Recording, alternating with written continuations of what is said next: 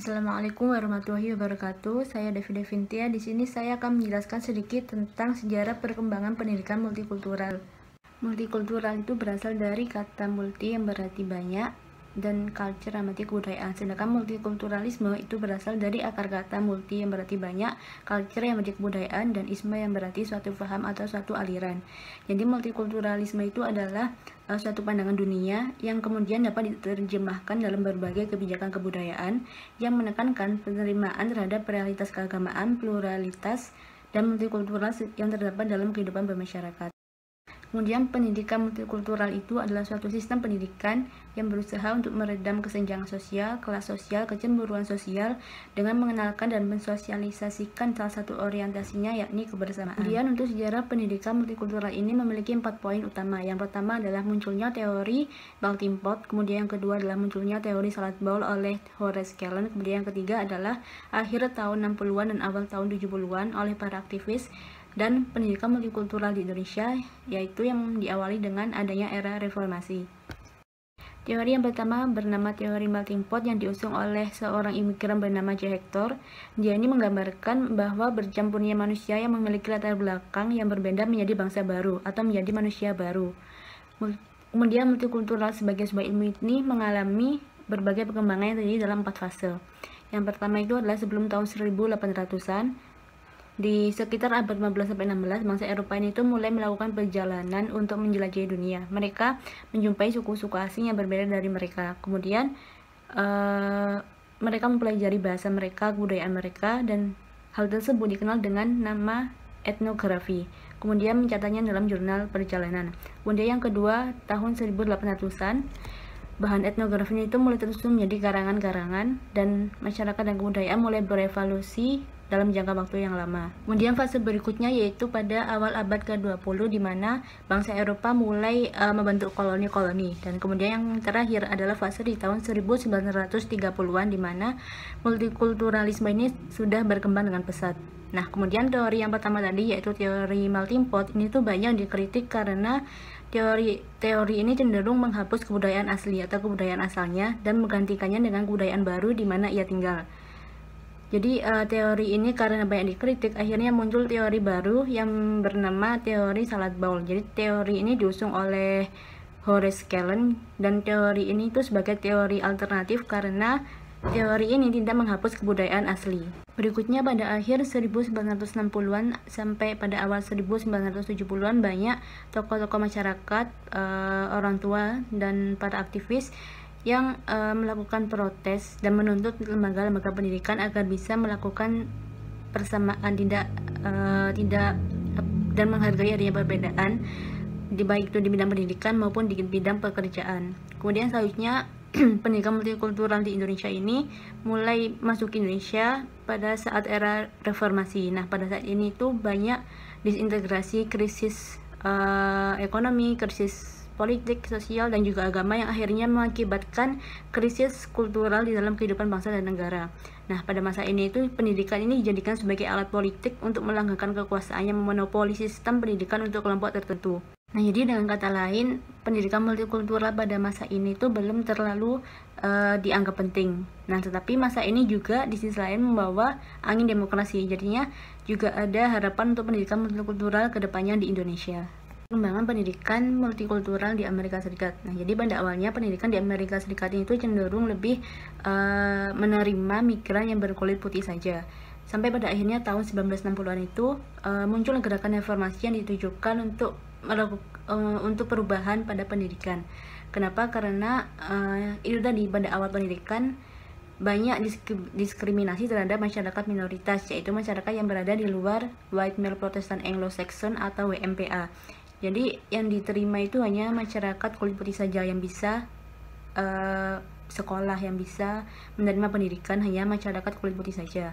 Nah, kemudian pada 1960 tadi kan melakukan gerakan reformasi karena salah satu tujuan gerakan pendidikan multikultural itu adalah menghilangkan diskriminasi tadi. Kemudian terdapat 4 jenis dan fase perkembangan pendidikan multikultural di Amerika.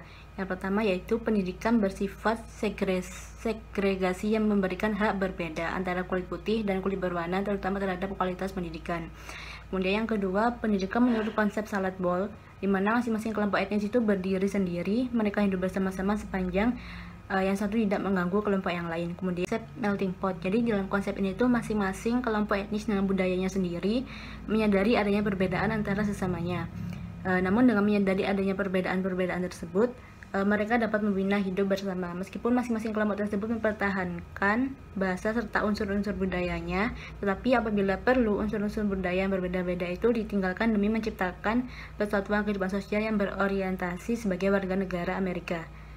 Kepentingan negara di atas kepentingan kelompok, ras, dan budaya. Makanya tadi kenapa konsep melting pot ini tuh banyak dikritik, karena mereka cenderung menghilangkan budaya aslinya dengan tujuan untuk menciptakan persatuan keadilan sosial. Kemudian yang terakhir, pendidikan multikultural melahirkan suatu pedagogik baru serta pandangan baru mengenai praksis pendidikan yang memberikan kesempatan serta penghargaan yang sama terhadap semua anak tanpa membedakan asal-usulnya. Studi tentang pengaruh budaya dalam kehidupan manusia sangat signifikan. Studi kultural membahas secara luas dan kritis mengenai arti budaya dalam kehidupan manusia. Saya Anggia Kurnianing Tias akan menjelaskan tentang pendidikan multikultural di Inggris dan di Jerman. Pertama, saya akan menjelaskan tentang pendidikan multikultural di Jerman. Nah, menurut Peter Sturzberg mengemukakan bahwa pendidikan awal mula kebangkitan pendidikan di Jerman itu dimulai setelah berakhirnya Perang Napoleon pada tahun 1810. Nah, pada saat itu Menteri Kerajaan Prusia adalah Humboldt. Beliau juga dikenal sebagai Menteri Pendidikan di Jerman. Nah, ketika beliau menjadi Menteri Pendidikan di Jerman, beliau membuat sistem pendidikan dengan 3 jenjang. Yang pertama adalah jenjang elementary school atau jenjang pendidikan dasar. Yang kedua adalah school atau jenjang pendidikan menengah. Dan yang terakhir adalah university atau jenjang pendidikan tinggi. Nah, setelah itu sistem pendidikan di Jerman ini menjadi contoh bagi sistem-sistem pendidikan di seluruh dunia. Nah, itu tadi adalah sejarah berkembang atau munculnya pendidikan di Jerman. Nah, sekarang masuk ke poin pendidikan multikultural di Jerman. Trauma yang dialami oleh bangsa Jerman setelah Perang Dunia Pertama. Perang tersebut menyebabkan runtuhnya Kekaisaran Jerman. Lalu, dengan runtuhnya Kekaisaran Jerman tersebut memunculkan pemerintahan yang otoriter di bawah pimpinan Adolf Hitler. Nah, di bawah pimpinan Adolf Hitler ini, seluruh jenjang pendidikan dari sekolah dasar hingga sekolah menengah, seluruh siswanya dijejeli atau didoktrin dengan ideologi Nazi. Nah, selama dalam pimpinan Hitler ini juga ada diskriminasi dalam bidang pendidikan dengan dikeluarkannya peraturan Nuremberg pada tahun 1935. Nah, isi dari peraturan Nuremberg ini adalah larangan bersekolah untuk anak-anak Yahudi. Nah, perbedaan ideologi antara Hitler dan masyarakat Jepang ini menimbulkan banyak pertentangan atau perbedaan. Nah, perbedaan ini bukanlah dari segi ekonomi, sosial, atau budaya. Namun, perbedaan ini berada pada tidak adanya kesempatan atau pemerataan tentang pendidikan untuk seluruh warganya. Karena itu tadi, anak-anak orang Yahudi tidak diberi kesempatan untuk belajar. Nah, sebagai respon dari kondisi ini, pada kondisi yang terlalu banyak perbedaan dalam bidang pendidikan itu tadi, pada tahun 1970-an berkembanglah yang namanya Comprehensive School. Nah, Comprehensive School ini memfasilitasi seluruh warga negara untuk mendapatkan pemerataan pendidikan, atau semua anak bisa mendapatkan pembelajaran dengan sama dan merata, tidak memandang latar belakang baik etnis, budaya, sosial maupun ekonomi. Nah, seperti itulah cerita atau sejarah pendidikan multikultural yang berada di Jerman. Selanjutnya saya akan menjelaskan tentang pendidikan multikultural yang di Inggris. Nah, pendidikan multikultural di Inggris ini berkaitan dengan revolusi industri pada tahun 1650, yang pada awalnya Inggris ini adalah negara yang monokultur, tetapi setelah Perang Dunia Kedua menjadi negara yang multikultural karena banyak tenaga kerja atau imigran yang datang ke Inggris untuk memperbaiki taraf kehidupan mereka. Nah, pada tahun 1968 para imigran tersebut mendirikan komunitas yang diberi nama Select Community on Race Relation and Immigration atau SCRRI. Nah, SCRRI ini menunjang kebijakan imigran untuk hidup di negara Inggris. Nah, kesempatan ini digunakan oleh para imigran untuk menyelesaikan segala permasalahan di negara Inggris tersebut. Nah, pada tahun 1973 SCRRI ini berkontribusi dalam dunia pendidikan. Yang pertama, menjadikan bahasa Inggris sebagai bahasa kedua mereka. Yang ketiga, digantinya istilah imigran menjadi masyarakat multirasial atau multiracial society. Yang ketiga, menuntut pendidikan yang lebih baik. Yang keempat, meminta untuk memenuhi tuntutan National Union of Teachers akan adanya pendidikan yang dibutuhkan masyarakat multirasial tersebut. Yang terakhir adalah merumuskan bahwa pengertian seperti imigran asimilasi pluralisme dapat digunakan untuk menggambarkan hal yang sama. Sekian penjelasan dari saya. Ada yang salah kata, saya mohon maaf. Wassalamualaikum warahmatullahi wabarakatuh. Assalamualaikum warahmatullahi wabarakatuh. Saya Sela Dwi Ananda. Di sini saya akan menjelaskan tentang pendidikan multikultural yang ada di Kanada.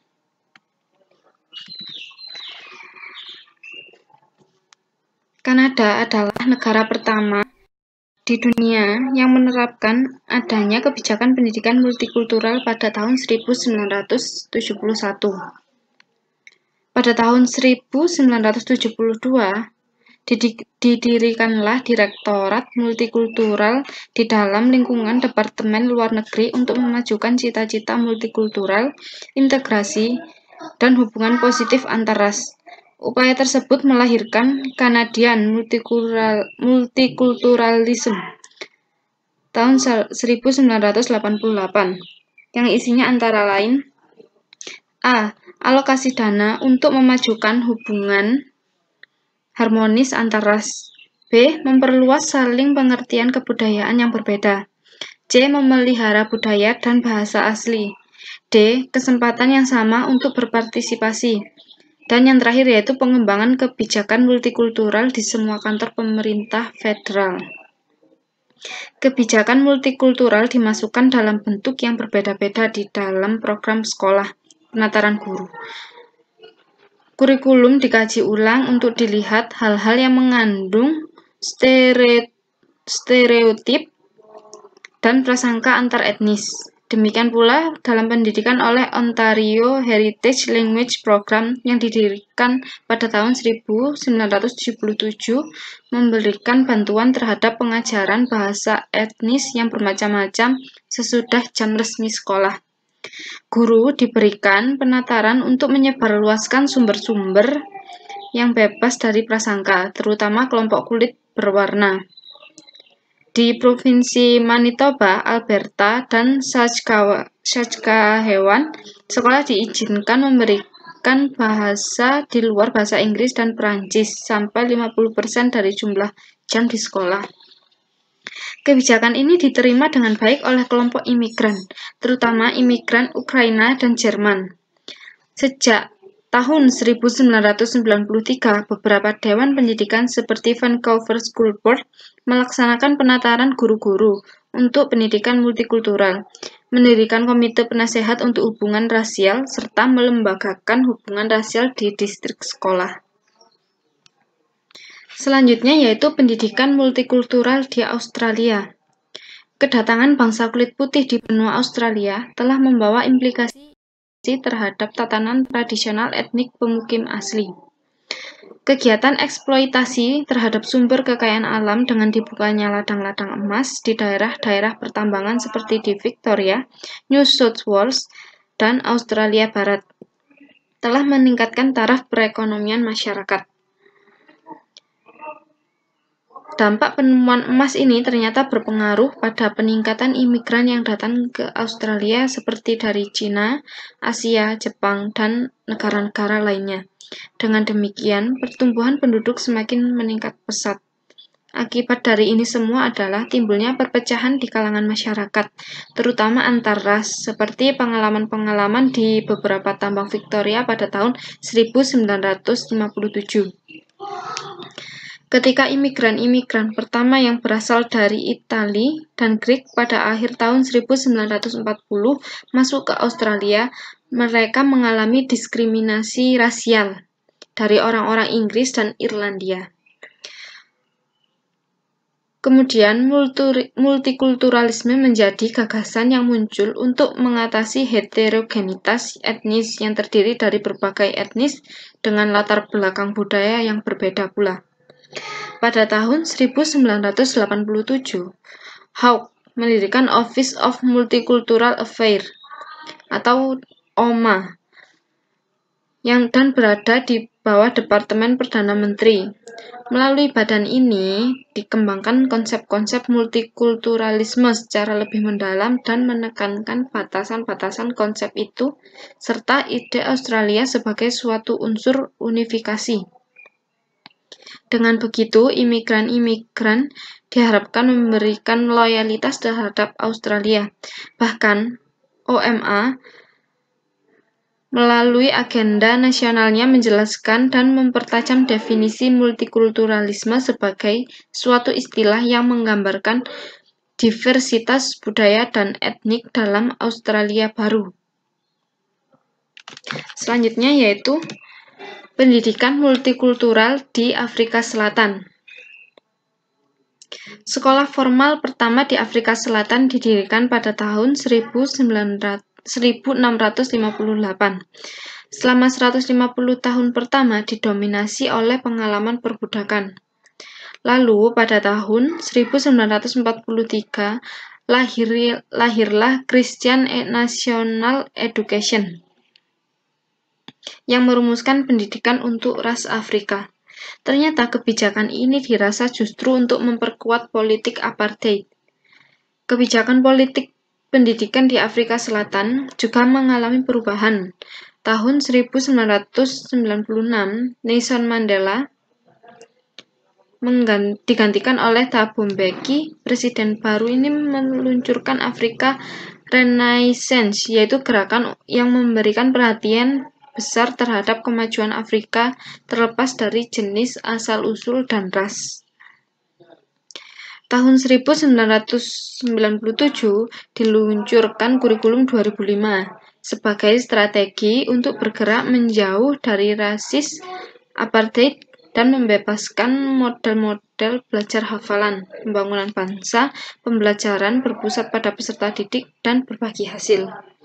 Proses pembelajaran berdasar pada prinsip-prinsip konstruktivis yang kemudian ditafsirkan sebagai pembelajaran yang berpusat pada nilai-nilai demokrasi dan non-rasisme.